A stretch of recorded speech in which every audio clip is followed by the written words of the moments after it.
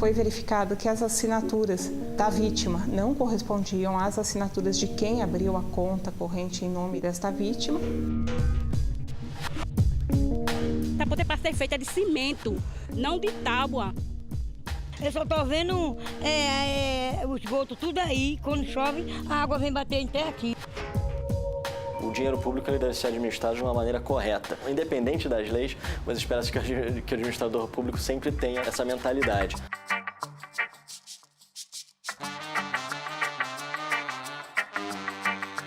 A nossa orientação, como presidente da Associação Comercial, é de tentar influenciar os comerciantes da região dessa área de tombamento para que volte a ter as características arquitetônicas da época da cidade, que é a parte do centro histórico da cidade. Tudo isso agora no Via Legal.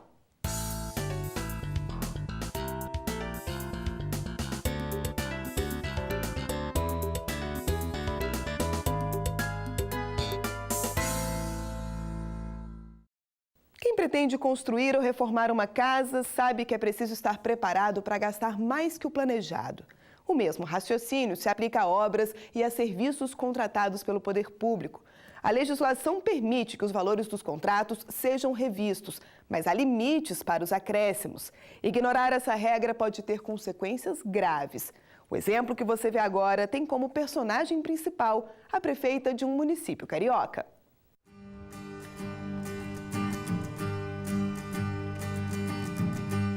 Rio Bonito fica a 80 quilômetros da capital fluminense.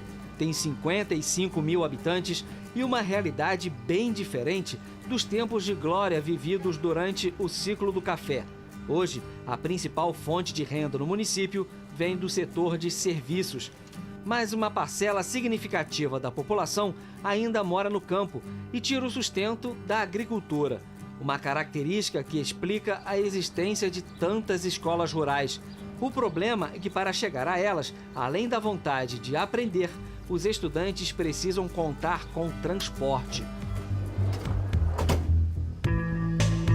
No Brasil, o dinheiro para o transporte escolar vem do governo federal. Um programa do Ministério da Educação garante a transferência automática de recursos para os municípios que têm a responsabilidade de coordenar o serviço. Em 2004, Rio Bonito recebeu R$23 mil para custear as despesas. No mesmo ano, a prefeitura contratou uma empresa para prestar o serviço. O problema é que, além dos alunos, a contratada também levava professores, supervisores e coordenadores do sistema educacional, o que a lei não permite. Na verdade, não é descuido, né? É má fé. Elas já sabia de antemão que não poderia empregar essa verba para outra finalidade. Ela empregou, assumiu a responsabilidade por isso. E esse não foi o único problema.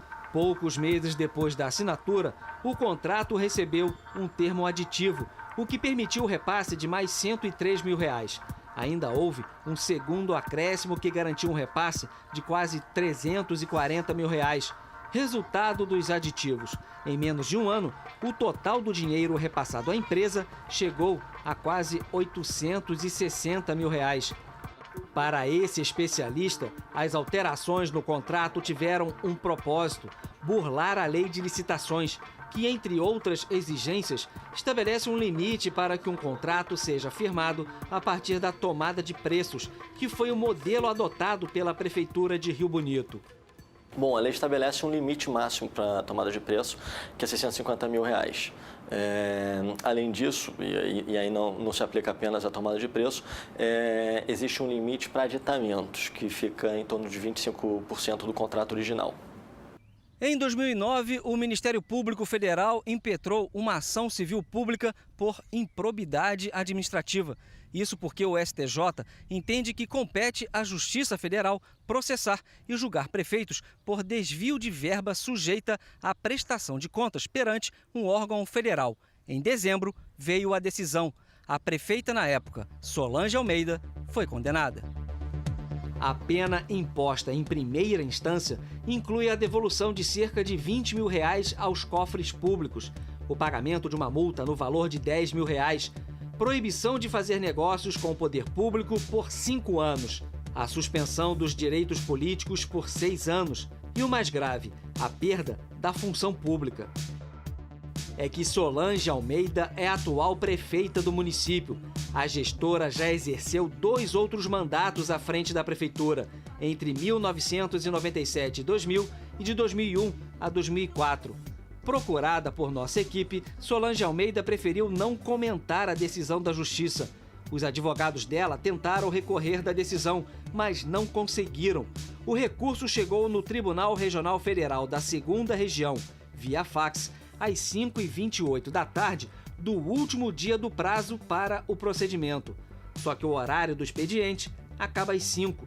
Por 28 minutos, o recurso não foi aceito.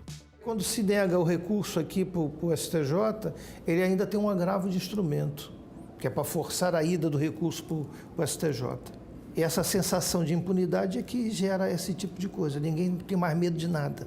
Perderam completamente o medo e a compostura também, né?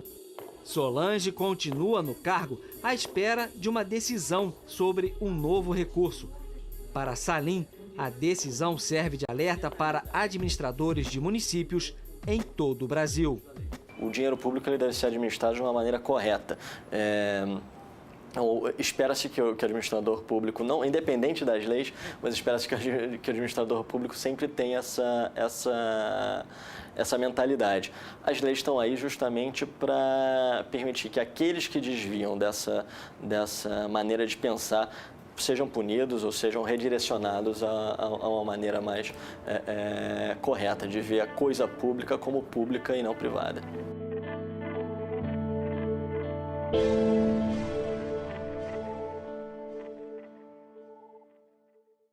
E não são raros os casos de políticos brasileiros denunciados por ignorar cuidados básicos na aplicação de recursos públicos.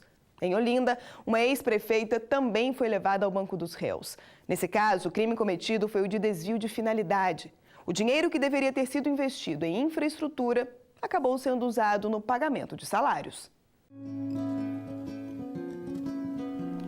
Esta é a Olinda conhecida por turistas de várias partes do mundo que se encantam pela beleza das ruas, casarios e igrejas históricas. Mas bem perto daqui existe uma Olinda que pouca gente conhece. E não é preciso caminhar muito para encontrar pessoas que vivem uma realidade bem diferente daquela estampada nos cartões postais. Dona Maria atravessa essa ponte improvisada todos os dias. Apesar do risco, ela prefere o atalho para não ter de fazer uma longa caminhada até o outro lado da rodovia. Para poder ser feita de cimento, não de tábua. Arriscado uma idosa, ou eu mesmo passar, né, cair, né? A passarela fica sobre o canal da Malária, que corta toda a cidade de Olinda. Há anos, a população espera por obras que devem revestir o leito e urbanizar as margens do canal. Pelo projeto, as intervenções deveriam ter sido feitas ao longo de 7 quilômetros, mas em apenas 4 as obras foram iniciadas.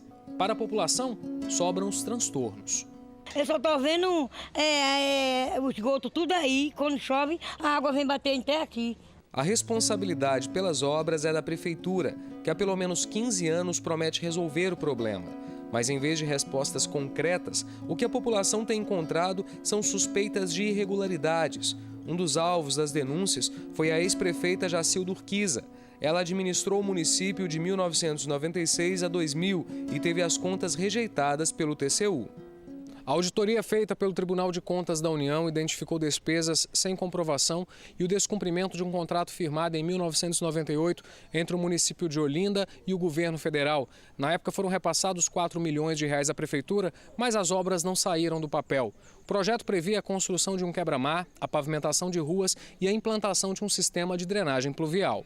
Em 2010, quando respondia ao processo, a ex-prefeita conversou com nossa equipe para falar sobre o caso. Não há qualquer denúncia nesse sentido de que houve desvio em benefício próprio.